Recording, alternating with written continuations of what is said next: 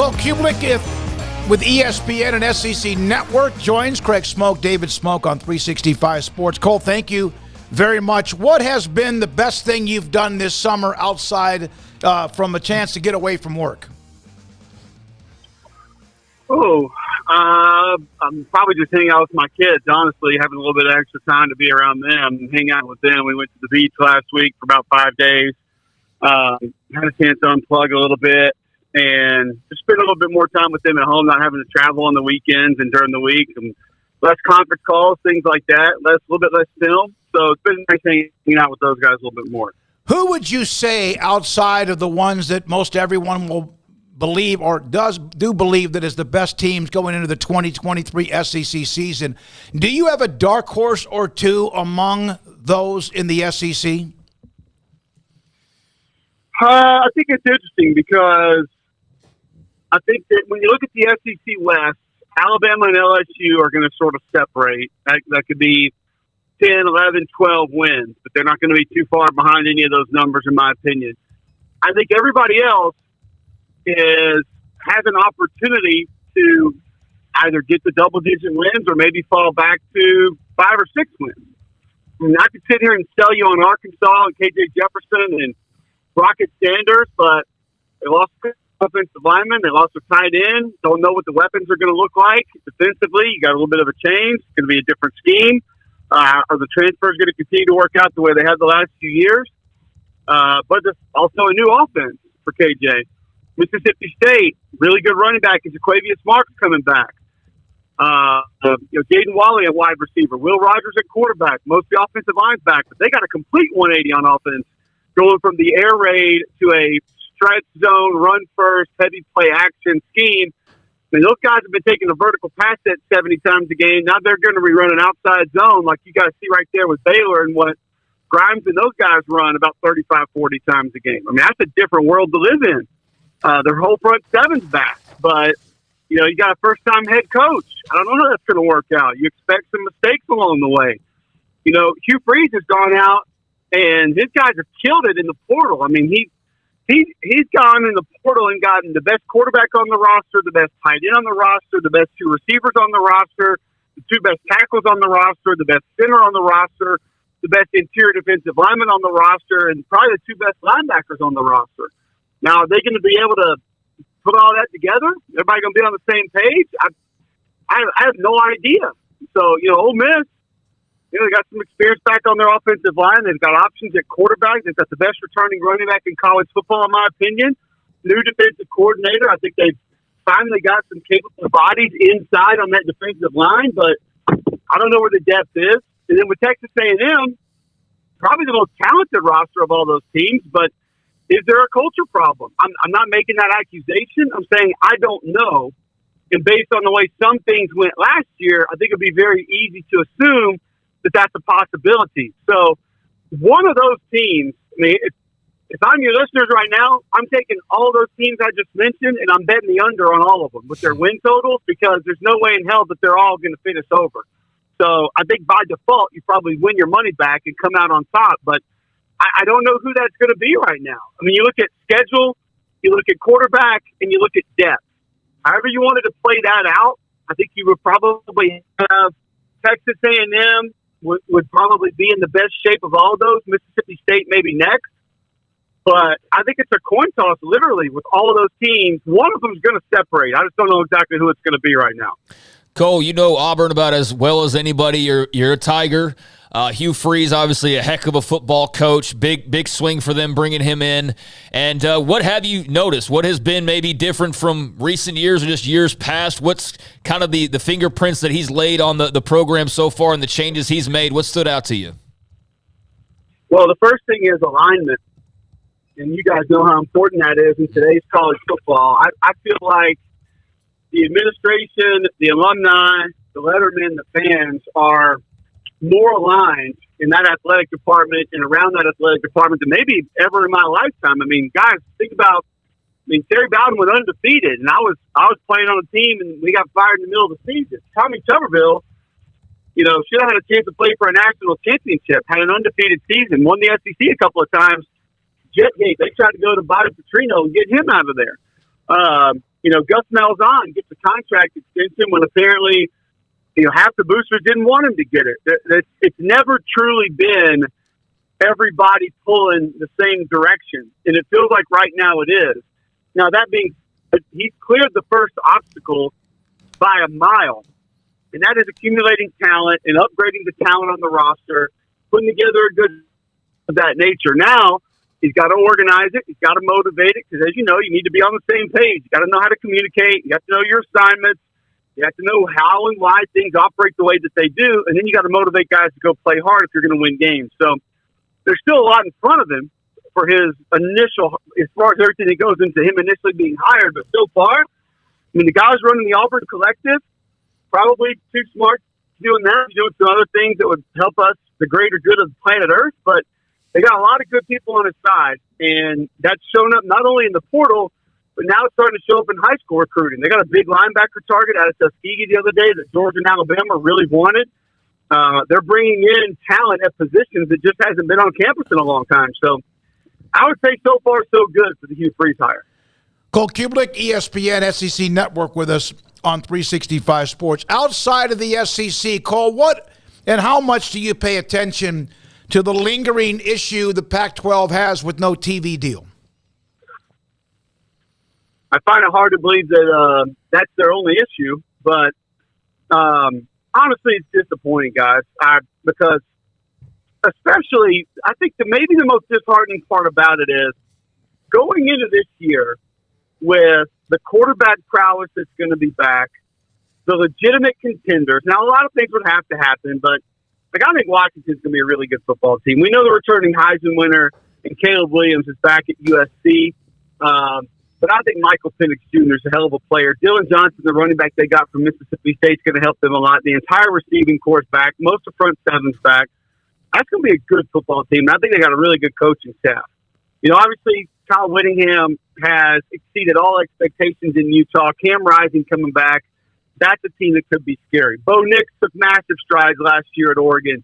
Dan Lanning's got that thing going in the right direction. It could be, even Jaden DeLaura at Arizona is a guy nobody talks about but can light it up. There could be some very compelling, very competitive, high-level football being played in the Pac-12, and it's all going to be overshadowed by all the things we're talking about now.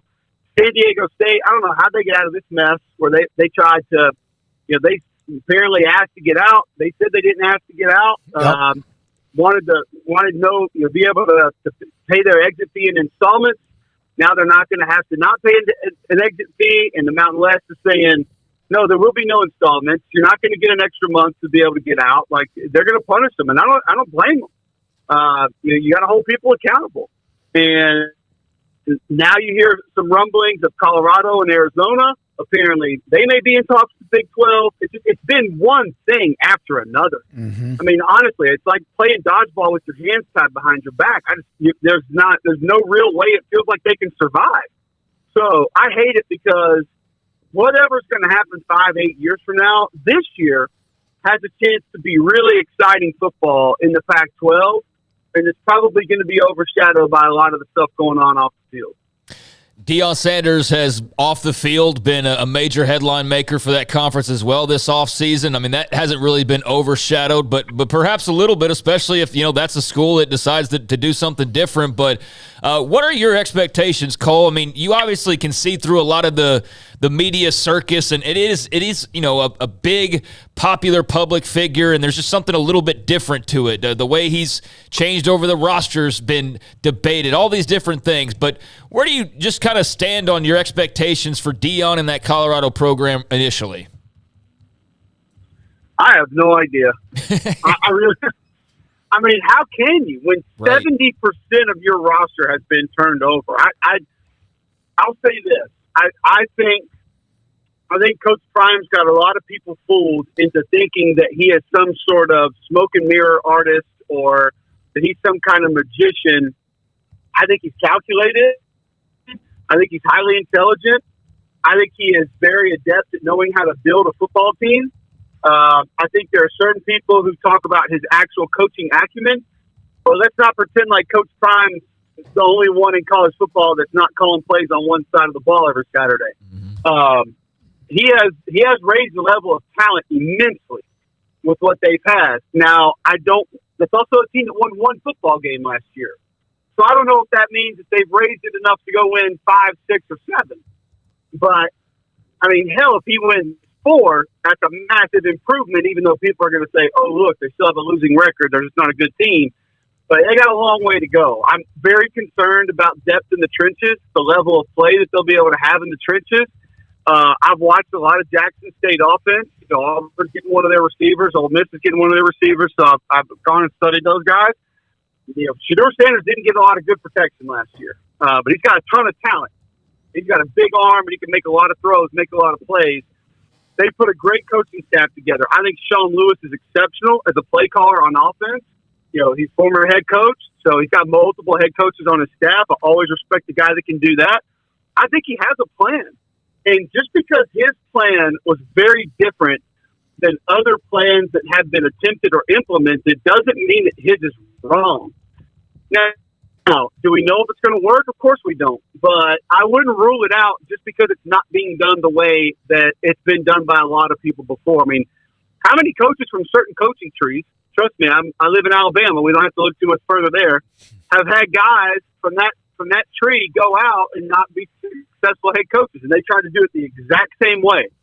So a lot of times, and if there's anything we should know about college football right now, it's just the way it's always been done is not very applicable these days with a lot of things. So I'm very interested to see it, but I'd be lying to you if I sit there and told you I had a very good feeling that they were going to win 7 or 8 or they were going to win 2 or 3. I just don't think there's any way to know because a lot of those coaches hadn't worked together. A lot of those players haven't been in the same uniform together. And it's going to be a wild ride to sort of pay attention to just how it all worked out. And they open against TCU, who doesn't have all of what they had back. A lot of it's gone, but they'll still be really good with Sonny Dykes and what he has brought in with recruits and transfers themselves. So, Cole, the college football playoff, one more year left with 4, and then they move to 12, 6 of the highest-ranked conference champions, and then 6 of the highest-ranked teams remaining. I saw or listened to part of Nick Saban on with Joe Klatt about the 4 teams, and is it the 4 teams, this and that. How many teams, in your opinion, and we know where the SEC ranks with most everybody because of what the success they've had the last 20 years, how many minimum, will the SEC have year in and year out among the 12? 3, never fewer than 3, in my opinion. Okay. I think 4 very possible. I find it hard to imagine that it would go to 5. I think you'd have to have a really down year in a lot of other places for that to take place. But I think it's going to be 3 or 4 every year, and no less than 3 on any given year, especially when going to 16. And when the Big Ten goes to 16 teams as well, you're not going to have 4 or 5 undefeated and 1-loss teams. So I think our perception of the records is going to start to evolve and change a little bit. And I think that's kind of what Nick Saban was trying to say, or maybe trying to set people up for with this Vegas odds conversation, which I actually don't agree with. I don't want Vegas deciding who plays in games. I don't want Vegas, letting us know by their point spreads who should be ranked 1, who should be ranked 3. Listen, I still believe that you earn your way into the postseason. And, to say that this would have been the point spread, we should have been in, I'm not going to get on board with that. That's not what their jobs are. Their jobs is to have a certain amount of money placed on both sides of the game, so they obviously don't get taken. And that to me, doesn't necessarily go as far as deciding who's better than who at football. So I think what he was trying to set people up for is get this undefeated 1-loss teams are the only good teams sort of out of your mind, because we're getting ready to step into a new era where it's going to look very different. You're going to have 3-loss football teams that maybe are one of the best 3 or 4 teams in college football, but it's kind of the way that it goes. And that's a little bit of his NFL mentality that comes out. He's always going to have that deeply ingrained in him. So I feel like that might be where he was trying to go. That's a great explanation, Cole, and I'm right with you there on the whole Vegas odds and letting that be like kind of what. No, absolutely not. I think that would be terrible as well. No, you got to run here, but did want to ask you after the big schedule release, all the hoopla that we're going to have over this being the final year for a lot of different things. You mentioned the Big Ten and in the SEC as well. Obviously, will change after next season. We now have a taste of what Texas and Oklahoma are going to face in year number one. I know you've talked a lot about those programs and them entering. But just what were your initial thoughts when you saw the schedule released, and where do you stand on how much of a learning curve there might be for one or both of those programs? Initial thought was excitement. Just seeing those two teams, those two brands, knowing they're going to go to some of the venues that they're going to go to, and then some of the SEC teams are going to go to their venues. Obviously, Austin, Norman, just fantastic places to play college football. And then those two teams, just what they bring as far as their fan bases, their passion, and quality of football. I do think there'll be a learning curve at the line of scrimmage. Maybe some athletically, not quite as much. But just the overall size, strength, physicality, I do think week in, week out is going to take a little bit of catching up. But there was also a little bit, like, it's cool to see that a game like South Carolina, Oklahoma was going to happen, and that's never happened before. Like, that was exciting. A couple of other matchups that haven't happened since, the 40s or before that. But there was also a little bit of disappointment. Like, me as an Auburn letterman and Auburn graduate, I look down and there's no LSU, there's no Mississippi State, there's no Ole Miss. Like, that's weird, guys. Like, that's yeah. Mm-hmm. I mean, I think you guys understand very much so from a Big 12 perspective that just because we don't label certain games rivalry games, and there's not a trophy that they play for, and they don't have a cute nickname, they can still essentially be rivals. And that's what I've always looked at LSU as. I've always looked at Mississippi State and Ole Miss as. I've always looked at Arkansas as, because we play them every year. And you go back in time and you think about the different players that you face. And you think about, man, that guy, I can remember from an Arkansas perspective, it's like they had a running back named Fred that ran for 200 for like 5 straight years. And it was always an 11 or 11:30 game. It's like Fred Talley, Fred Smith, just over and over and over. Like, I'll never forget that. And I'll never forget playing in Fayetteville and double duty Davenport.